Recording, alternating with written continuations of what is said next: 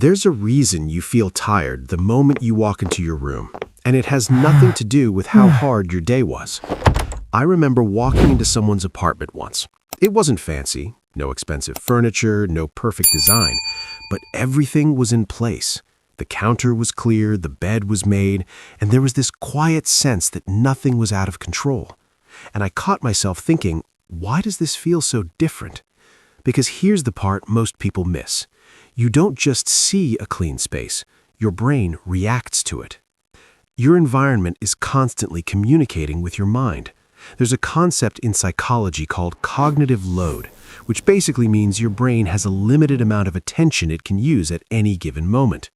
Now imagine walking into your room and seeing clothes on the chair, dishes in the sink, random things scattered everywhere. Even if you ignore it, your brain doesn't. Every single item quietly registers as unfinished, and unfinished things don't just sit there, they stay open in your mind. That's why it feels draining without you even knowing why. Researchers at Princeton University found that physical clutter actually competes for your attention. It overloads your visual system and makes it harder to focus. So your messy room isn't just annoying, it's mentally exhausting. But here's where it gets interesting. Think about the last time you cleaned even a small part of your space. You wiped a surface, made your bed, or put things back where they belonged. And afterward, something shifted. Not dramatically, but enough. You felt a little lighter, a little calmer. That's not in your head. That's your nervous system responding to control. Because most of life feels unpredictable. You can't control traffic, other people, or what happens tomorrow. But your space, that's yours. And every time you clean something, you send your brain a simple message: I can handle things. In psychology, this connects to locus of control. People with a strong internal locus of control believe their actions actually matter, and they tend to feel less anxious and more stable. The interesting part is you don't build that belief by thinking differently. You build it through repeated actions. Cleaning your environment is one of the simplest ways to do that. But let's be honest. People who keep their homes clean every day aren't doing it because they love cleaning. Nobody wakes up excited to wipe a counter. What they've done, without even realizing it, is something deeper. They've built an identity. They're not trying to stay clean. They've become the kind of person who doesn't leave things messy. And once that shift happens, everything changes. Because behavior follows identity. If you believe you're a messy person, you'll always find a way to prove it.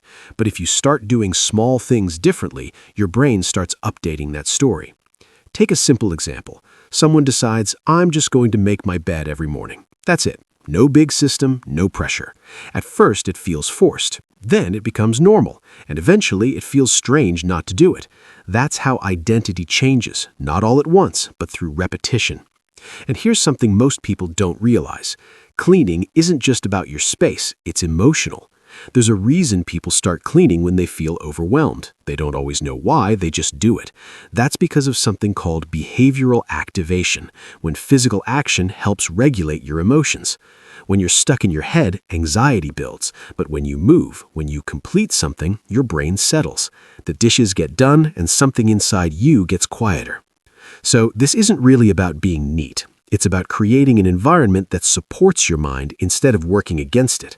And if you're someone who feels stuck, like things always pile up, like you keep saying, I'll clean later and it never happens, don't try to fix everything at once. That's where most people fail.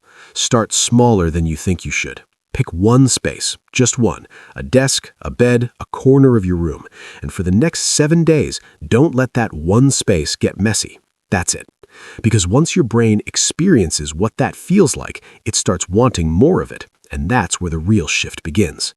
A clean space isn't about perfection. It's about becoming someone who takes care of their own life. If this felt a little too accurate, comment one word: reset. And if you want more content like this, real psychology explained in a way that actually makes sense, subscribe. Because sometimes the things you feel every day just need to be understood once to finally start changing.